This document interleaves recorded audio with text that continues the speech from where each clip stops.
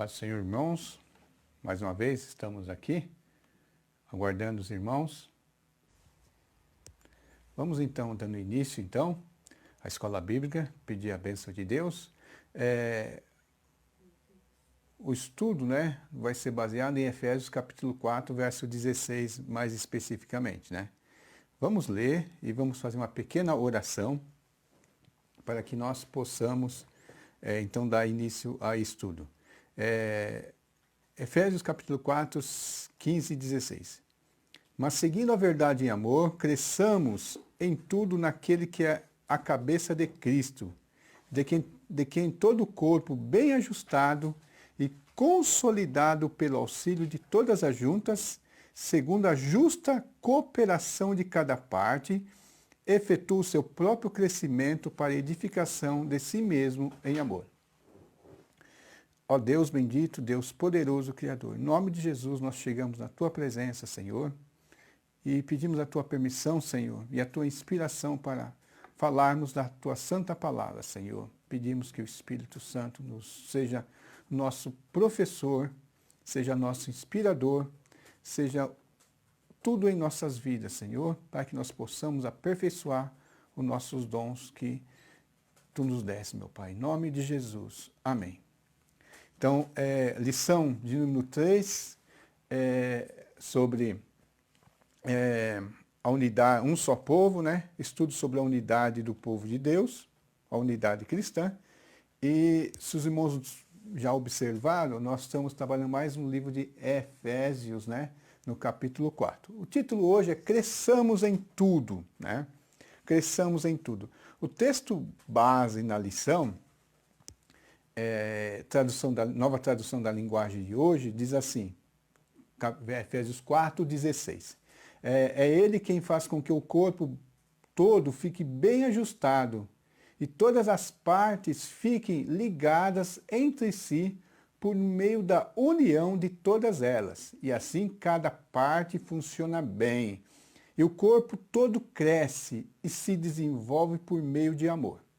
Então o nosso objetivo hoje vai ser refletir acerca das ferramentas, dos processos e das evidências do crescimento e unidade do corpo de Cristo, a fim de estimular o cultivo do altruísmo e manter a constância. Então o objetivo aqui já tem os tópicos, da lição. Aqui já está assim. Então nós vamos trabalhar, quando nós vamos trabalhar avaliando o tema, nós vamos trabalhar sobre o quê? As ferramentas,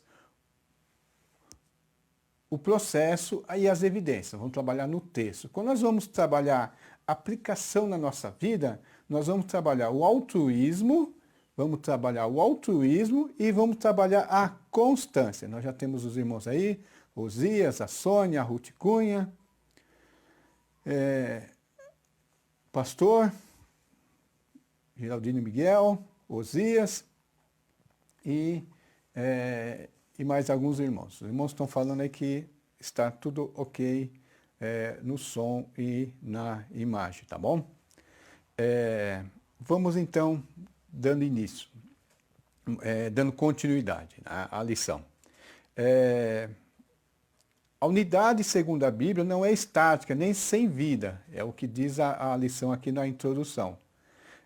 Ao contrário, é progressivo. Então, a unidade cristã tem que haver um progresso, tem que progredir. Progredir quer dizer o quê? Avançar, melhorar. Não pode nem estagnar e nem recuar. Quando a igreja ela deixa de fazer essas coisas, ela começa a estagnar, ela não fica muito na estagnação. Ela começa depois o quê? A regredir. Então, como eu já falei até há outras semanas, não só na lição, mas até nas mensagens, sobre o corpo de Cristo como um organismo vivo, Então, todos nós somos o quê?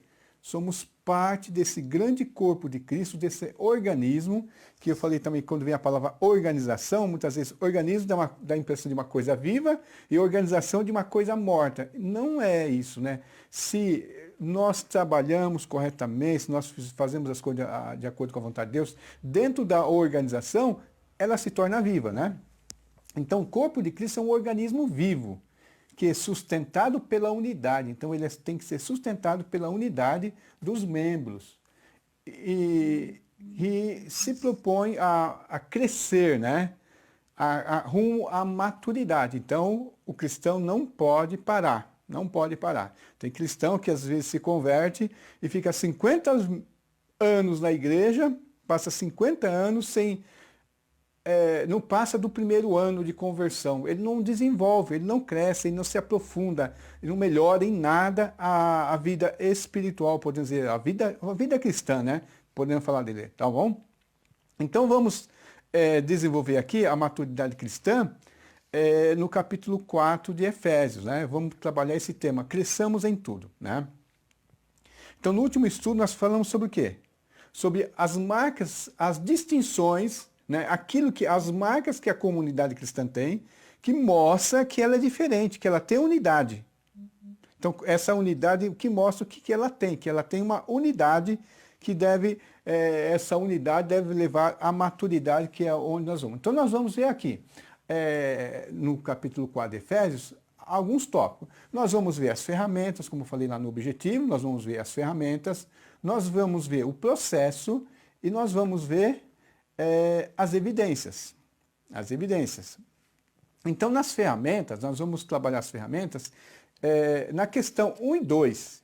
1 e 2 vai falar por quê, na questão das ferramentas. Então, vamos lá. Ao ler Efésios, o texto de Efésios, capítulo 4, 7, diz assim, e o item 1 responde, o que são dons espirituais? Na questão das ferramentas. O que são dons espirituais e qual a importância deles para o crescimento do corpo de Cristo rumo à maturidade? Então aqui duas questões, né? Tá certo? O Júnior está assistindo, o meu concunhado, né? Noivo da Evelyn. Júnior, um abraço para você. Vamos lá. Então, aqui nessa primeira parte, nós temos duas questões na mesma pergunta, né? O que são dons espirituais? E qual a importância deles para o crescimento rumo de Cristo, do corpo de Cristo, rumo à maturidade? Nós temos aqui algumas questões para trabalhar, né?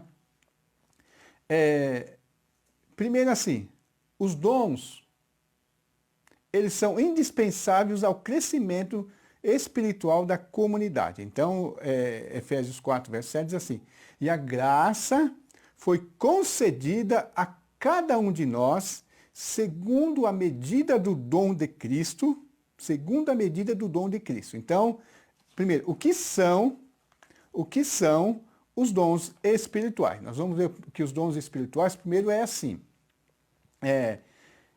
os dons espirituais são indispensáveis para o crescimento, porque eles são uma ferramenta, né? Os dons são, por assim dizer, ferramentas para o crescimento da unidade.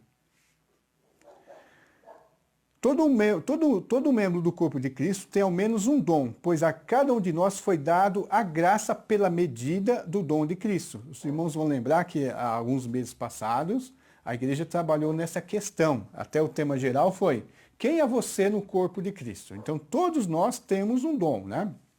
Então, a diversidade, né? A unidade, mas dentro da unidade do corpo de Cristo tem uma diversidade. E essa diversidade não é para ela se destacar e ficar sozinha, não, mas para ela cooperar com os outros. Então, os dons são o quê?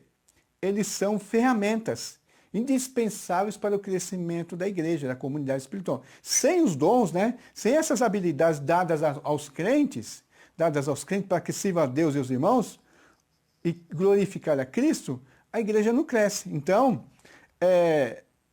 os dons espirituais são o quê? Qual a importância deles para o crescimento? Eles são as ferramentas, né? São as habilidades que todos os crentes, são os dons dados pela graça de Deus, para que todos os crentes cooperem uns com os outros, glorifiquem a Deus e abençoe. No caso, abençoar aqui, é você ajudar os irmãos a um edificar o outro. Na mensagem passada, sábado, né? Se não me engano, eu falei sobre que nós abençoamos, nós ajudamos uns aos outros. Nós temos esse mandato de Deus de receber os dons e ajudar o irmão a crescer. Então, os dons espirituais são as ferramentas e sem eles, sem essas habilidades que nós temos para desenvolver, para ajudar o nosso irmão, não é para mim me tornar estrelinha na igreja, não é para mim demonstrar o quanto eu sou importante, né? O quanto eu tenho, mas os dons são as ferramentas para trazer o crescimento para a igreja, tá bom? Aí prosseguindo, né?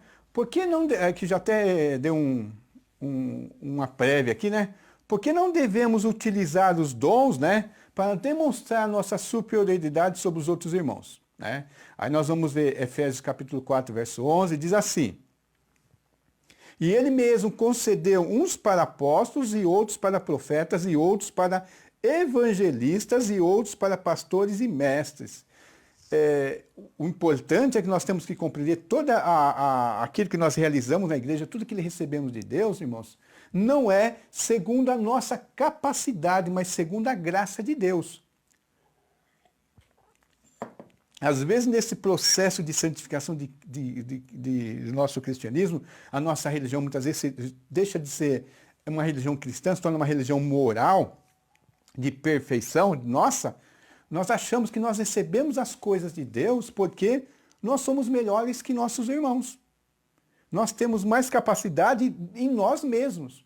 Enquanto a Bíblia fala que a nossa capacidade vem do Senhor. Paulo já fala em outra parte. A nossa capacidade vem do Senhor. Então, nós não podemos utilizar os dons, aquilo que nós sabemos fazer, que nós recebemos de Deus, para achar que nós somos superiores, porque que é Ele mesmo que concedeu uns para apóstolos, Ele que dividiu. Então, se você tem essa função, você não deve se sentir superior aos outros irmãos. Para começar, o seu dom não é mais importante do que o do outro irmão, embora pareça aos seus olhos.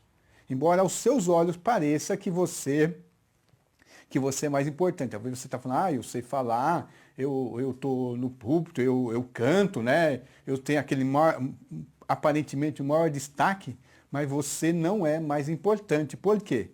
O dom foi concedido por Deus. É Ele que concedeu, né? É Ele. Então, você não é superior ao irmão. A nota aqui diz assim, que... deixa eu só ler aqui, achar aqui, irmãos. Aquele que se utiliza dos dons no intuito de demonstrar superioridade sobre os irmãos, precisa lembrar-se que essas capacitações especiais não provêm da habilidade humana, mas do poder divino, pois Cristo, visando ao crescimento do corpo, escolheu uns para seres uma coisa, outros, né? Então aqui nós temos que ver que muitos também têm as habilidades humanas. A habilidade humana é uma coisa, dons espirituais são outras, né? As habilidades, os dons devem ser levados para glorificar a Deus. Mas não quer dizer que você tem que ser superior ao seu irmão. Então, aqui nós falamos sobre as ferramentas, né? Porque o objetivo era refletir acerca das ferramentas. Então, o que nós aprendemos sobre as ferramentas, né? O que nós aprendemos aqui sobre as ferramentas? Que as ferramentas são os dons espirituais dados para a edificação, para o crescimento do corpo de Cristo. E, embora eu tenha uma ferramenta que eu possa achar importante, eu tenho ela não porque eu sou superior ao meu irmão, mas porque o próprio Deus escolheu cada um para receber aquilo lá. Então, se você não recebeu aquilo que o outro irmão tem, e você recebeu outro, é porque Deus achou fazer melhor assim. Às vezes você pode até achar, mas eu me daria melhor nisso, naquilo outro. Se Deus te deu isso, é isso que você tem que desenvolver. Não existe no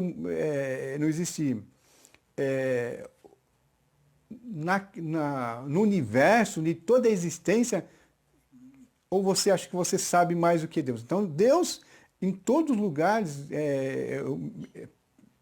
eu estou tentando achar as palavras corretas para colocar aqui, porque Deus é mais sábio do que todos. Todos nós, né?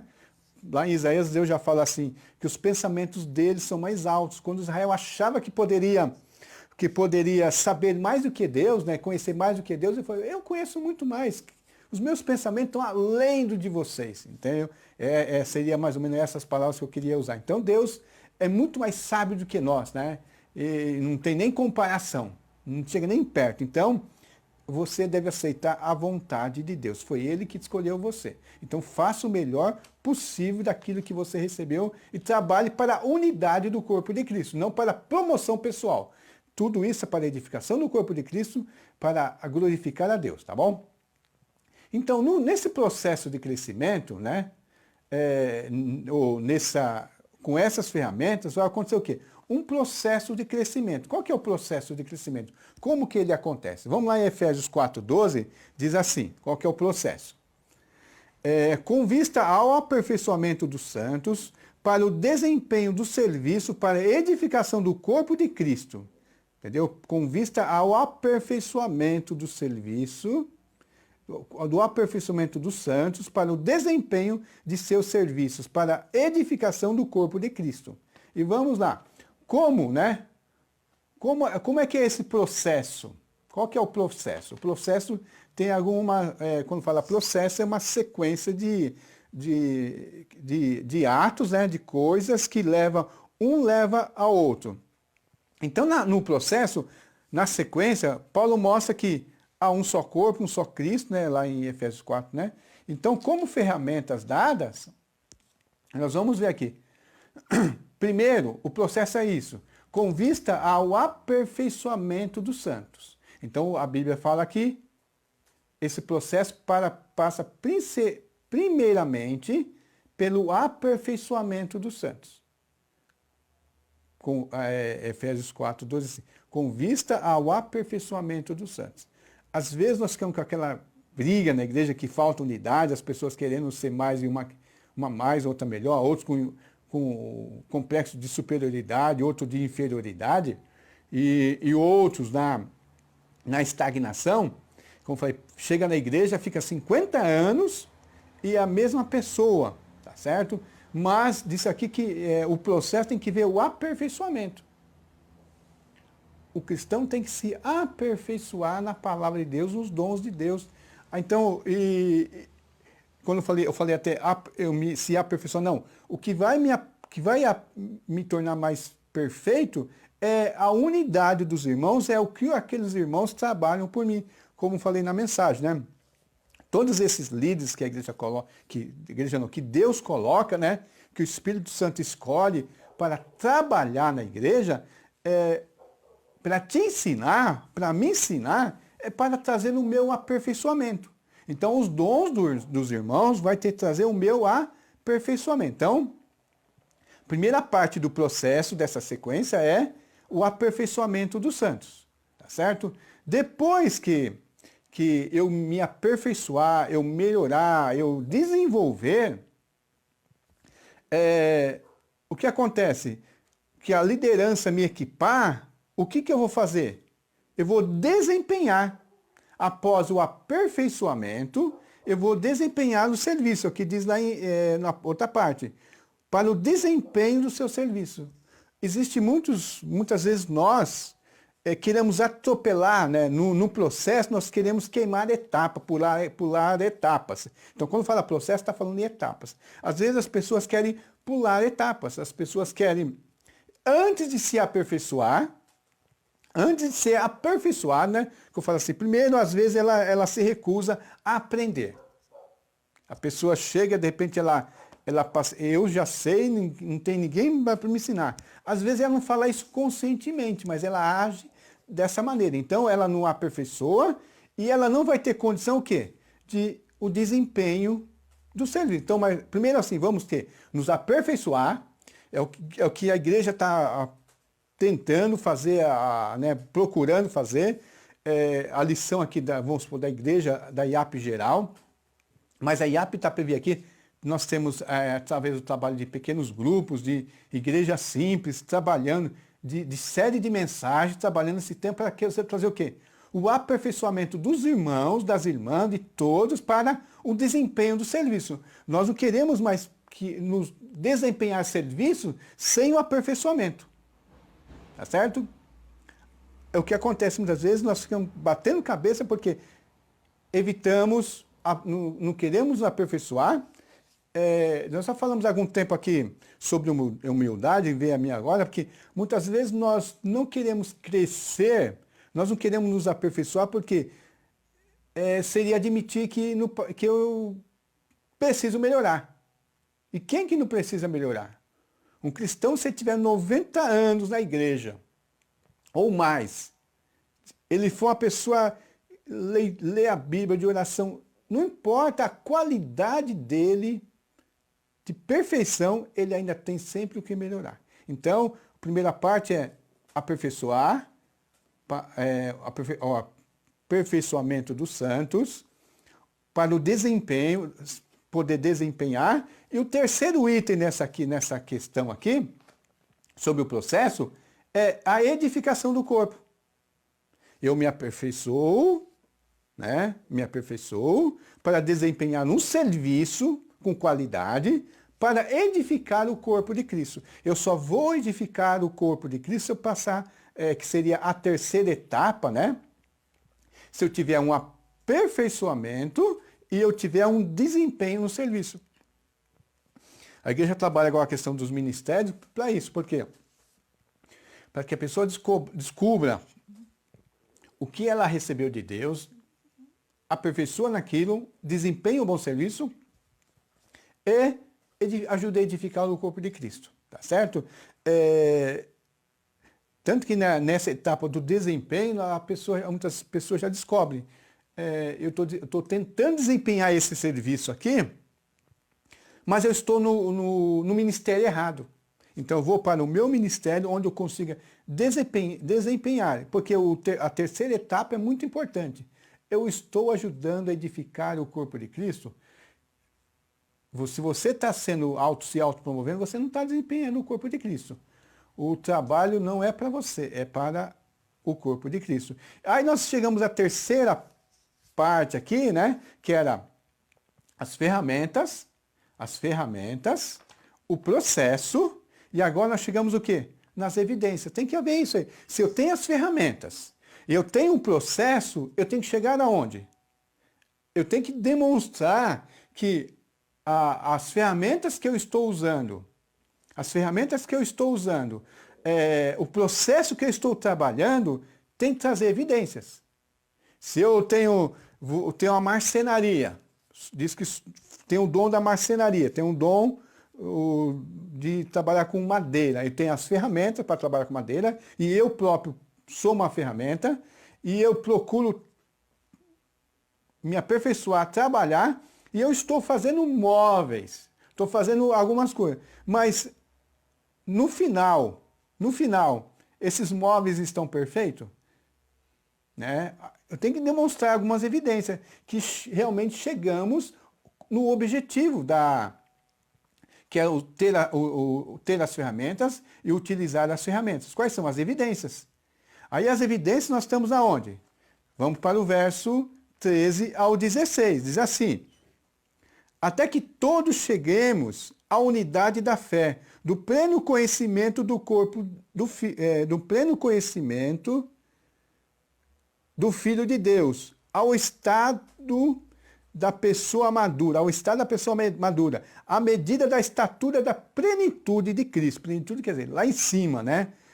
O topo da perfeição, para que não mais sejamos como crianças arrastados pelas ondas e levados de um lado para o outro por qualquer vento de doutrina, pela artimanha das pessoas, pela astúcia com que induzem ao erro, mas seguindo a verdade em amor, cresçamos em tudo naquele que é a cabeça, Cristo, de quem todo o corpo bem ajustado e consolidado pelo auxílio de todas as juntas, segundo a justa cooperação de cada parte, efetua o seu próprio crescimento para a edificação de si mesmo em amor.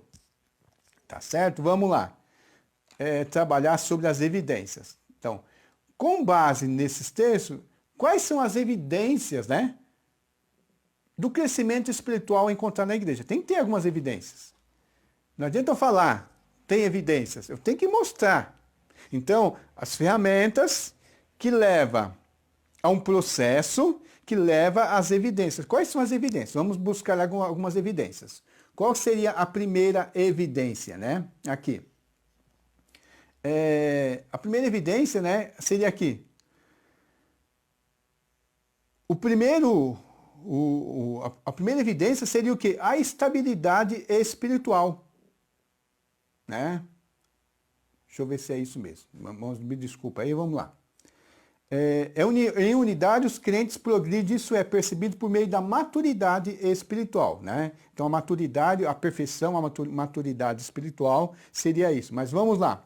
Qual que seria a primeira evidência de uma maturidade espiritual? Como é que eu sei que eu estou maduro espiritualmente? Como é que a igreja está madura espiritualmente? Aqui diz que sobre o progresso, né? O progresso espiritual dos crentes é percebido que por meio da estabilidade espiritual.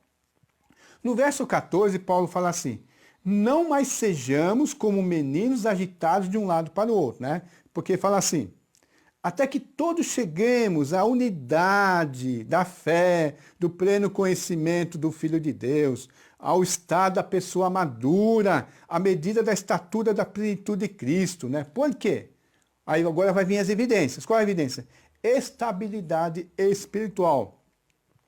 Para que não mais sejamos como crianças arrastados pelas ondas e levados de um lugar para o outro por qualquer vento de doutrina. Entendeu? Não sejamos mais como meninos agitados de um lado para o outro.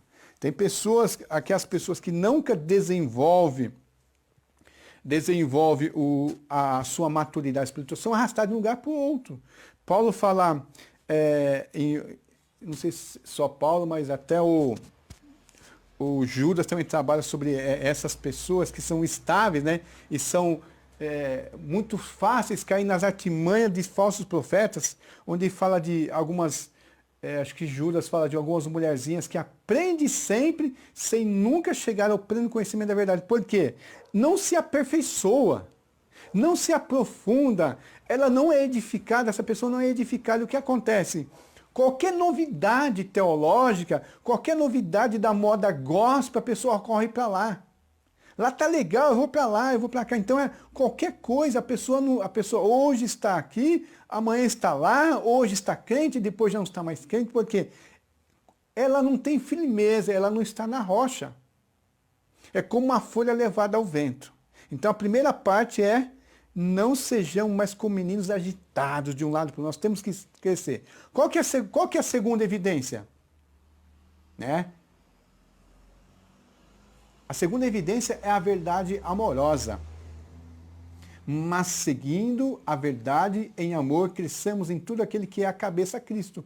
Quando fala verdade amorosa aqui, porque muitas vezes a verdade de Cristo é o mais importante para nós. Quando fala assim, Cristo é o mais importante. Nós vivemos com todas as ferramentas, o processo, tudo para glorificar a Cristo. E eu vou buscar a verdade por amor de Cristo. E quando eu descobri que eu tenho falha, que existe uma verdade para me desenvolver na minha vida, né, apontar os meus erros, apontar as minhas falhas, eu, por amor à verdade, eu sigo a verdade em amor para crescer. Porque para ir em direção ao Cristo, que é a cabeça. Eu tenho que ver que não é eu que me governo.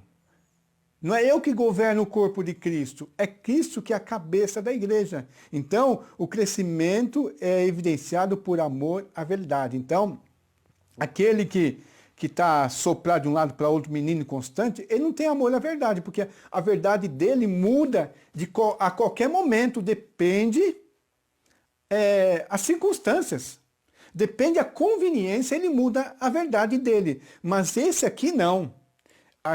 A pessoa que é estável, tem estabilidade espiritual, ela tem amor à verdade. Não importa as ondas ou a agitação que vem de fora tentando mudar. Quantos cristãos aí, quantas pessoas que diziam que amavam a verdade, mas a fama o atingir, e ela, para manter os seguidores, ela muda a verdade. Porque não tem amor à verdade, né?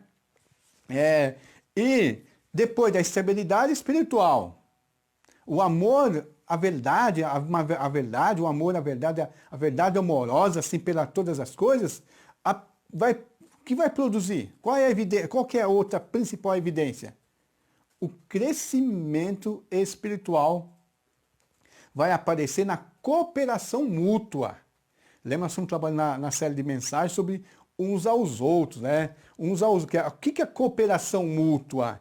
Eu sou um membro do corpo de Cristo, eu tenho um dom, mas eu não sou autônomo, eu não trabalho sozinho, eu tenho que cooperar. Porque aqui fala assim, mas seguindo, né? Mas seguindo a verdade, a verdade em amor, cresçamos em tudo aquilo que é a cabeça é Cristo. E o verso 16, de quem todo o corpo bem ajustado e consolidado pelo auxílio de todas as juntas, segundo a justa cooperação de cada parte, efetua o seu próprio crescimento para a edificação de si em amor. Nós temos que ver nesse verso aqui algumas coisas. Ali parece que está falando de uma engrenagem, né? As partes, sem uma parte sem a outra é imperfeita, né? Uma parte o corpo bem ajustado e consolidado pelo auxílio de todas as juntas, de todos, né? Então não tem autonomia, eu sozinho vou fazer essa igreja crescer, eu sozinho vou realizar a obra de Deus. Se não tiver outras pessoas cooperando comigo e eu cooperando com os outros, não houver a cooperação mútua, né? Não vai haver crescimento. Segundo a justa cooperação de cada parte. E pelo auxílio de todas as juntas. Segundo a justa cooperação de cada parte. Justa ou cooperação. Quando é justa, quer dizer ali, na medida, né? Não mais, não menos. De cada efetua o seu próprio crescimento. Quando fala o seu próprio crescimento para a edificação de si mesmo, não está falando que eu estou me edificando, quer dizer, a igreja, o corpo de Cristo ela está se edificando. Então esse singular si mesmo aqui está se falando do corpo de Cristo. Ele coopera, ele se edifica a si mesmo, porque Deus deu os dons para que ele se edificasse, o corpo de Cristo. Então agora vocês têm a ferramenta, agora trabalhem com aquilo que vocês receberam como um corpo, né? Como um corpo, mas cooperação mútua. Sem cooperação mútua não vai haver crescimento. Então, nós temos que começar a conhecer a unidade cristã, corpo de Cristo, e ver que nós somos ligados um ao outro, nós dependemos um do outro. Se alguém fazer mais do que a sua parte, né, você vai estar avançando na função da outra pessoa e vai ficar deficiente. Se um braço crescer mais que o outro, né, vai ficar um deficiente. Né? Se a cabeça crescer mais, se a perna, qualquer parte do corpo que quiser crescer mais do que a medida da cooperação, vai causar problema. Uma perna maior que a outra vai trazer uma igreja manca. Então, a justa cooperação é isso. Nós temos que aprender. Então, aqui nós aprendemos o quê? As ferramentas, o processo, né? Nós tivemos as ferramentas que são os dons espirituais para o crescimento. Nós vimos o processo, que é o quê? É o aperfeiçoamento, o desempenho e a edificação. Aperfeiçoamento, desempenho e edificação. E as evidências são o quê? Maturidade ou estabilidade espiritual, amor pela verdade, né? A verdade é evidenciada pelo um amor apegado à verdade, não importa as circunstâncias, e a justa cooperação. Se nós não vemos essas coisas na igreja, em nós temos que fazer, nos arrependermos, pedir a graça de Deus para que nós voltamos ao início. E a igreja está trabalhando nisso aí para que nós possamos melhorar o nosso desempenho conjuntamente. Agora nós vamos ver a parte, como é que nós podemos aplicar isso assim de modo prático na nossa vida, né? Vamos lá. Para alcançar o crescimento espiritual, seja altruísta. Isso aqui se aquilo que nós comentamos, aqueles tópicos, as ferramentas, o desenvolvimento, o processo, as ferramentas, o processo e as evidências não trouxe nós isso aqui, nós devemos rever e voltar e fazer de novo. Então, para o crescimento da igreja, em unidade, seja altruísta. Agora está falando, você tem que ser. Você já sabe. Lá o texto explicou o que exige, o que nós podemos fazer, o que nós recebemos de Deus. Agora falando, seja altruísta, né? Então, o que é altruísmo? Altruísmo é agir em favor dos outros. Aí pergunta aqui, por que o altruísmo é necessário em nosso propósito de alcançar o crescimento? Por que ele é necessário? De que maneira podemos praticá-lo? Então, o altruísmo é necessário porque diz que lá, nós acabamos de ler que tem que haver a justa cooperação de cada parte. A última evidência na parte da evidência foi que a justa cooperação de cada parte. Se não houver a justa cooperação, não vai haver edificação. Então, o que é altruísmo, né? Eu não devo trabalhar para mim mesmo. Eu recebi o meu dom, né? Estamos falando de unidade, não está falando especificamente dos dons espirituais, mas se eu tenho um dom, o dom não é feito para o quê? Para que eu apareça, mas para a edificação do meu irmão. Tanto que Paulo fala assim, na sua carta aos Coríntios, quando fala dos dons, né? Que nós devemos buscar os melhores dons, por quê? Para edificar os irmãos. Edificar os irmãos. Então, eu vou lá, eu canto, eu prego, então tem que ter um público, né? Um público para, né? Aí eu vejo assim que, se eu for cantar, não é para glorificar a Deus, não é para glorificar a Deus ou levar os irmãos a glorificar a Deus. É para os irmãos verem como é que eu canto bem. Se eu vou pregar, não é para edificar os irmãos, porque é um direito meu que eu tenho de falar. Eu tenho que falar e os irmãos têm o dever de me ouvir.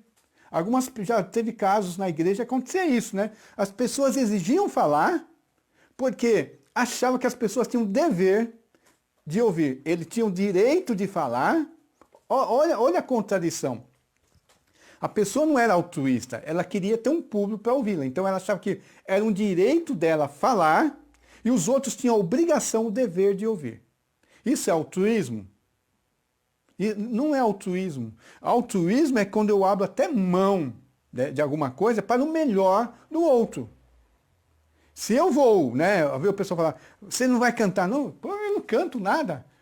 Se eu cantar, se eu quiser cantar, eu vou estar edificando meu irmão? Eu, José? Não, deixa o pessoal que sabe cantar.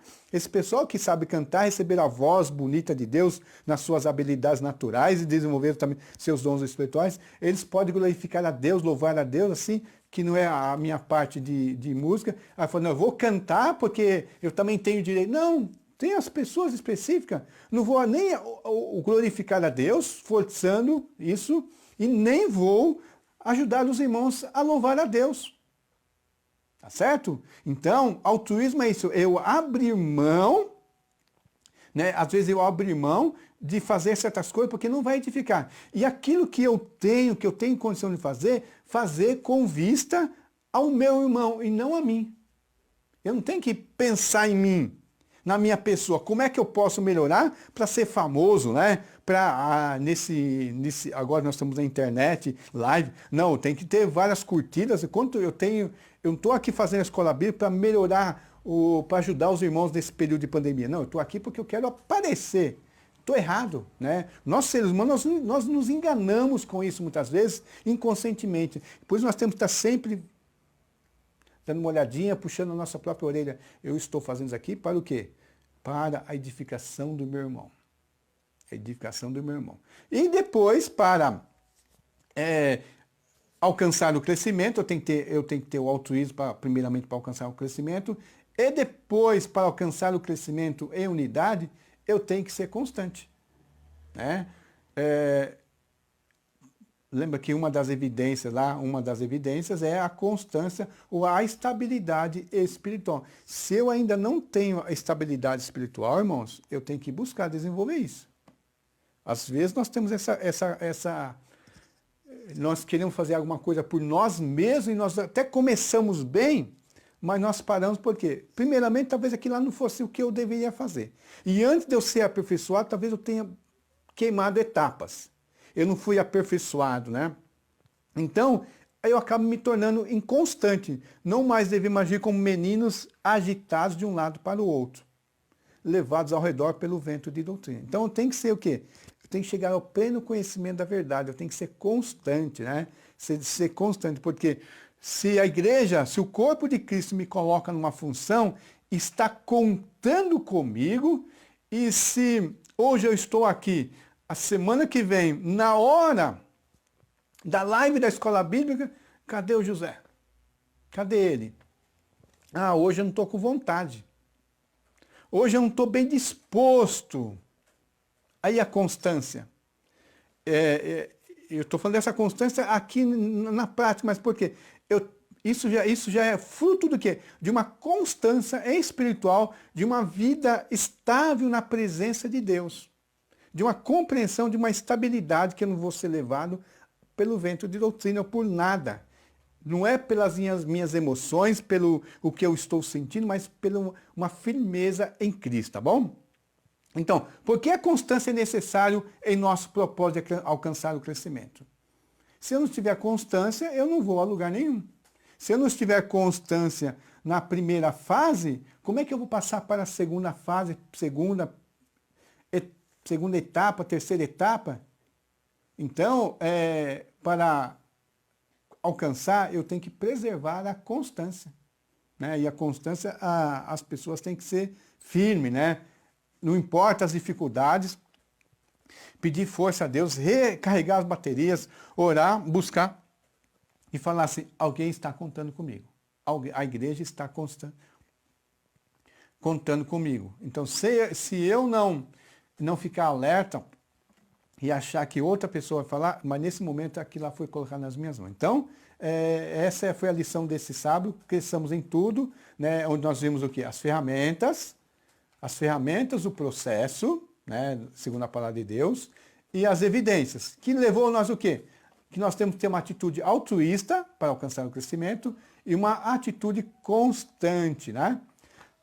Lembra, irmãos, que estamos finalizando aqui, que eu falei já na outra semana, que nós devemos olhar aqui para o momento missionário e ver os irmãos que estão em situações bem mais difíceis que a nossa. Nós estamos agora, talvez eles estão muito mais treinados que nós, né?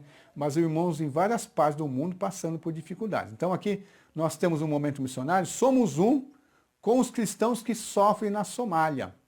Somália é um país extremamente pobre, né? Uma religião islâmica, bem complicado lá esse país, e lá os cristãos